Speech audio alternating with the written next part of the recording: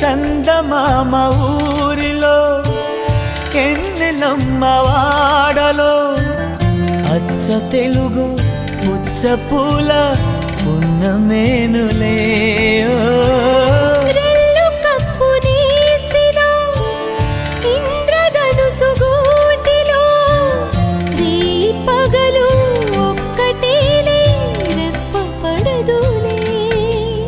మబ్బులే మన నేస్తులు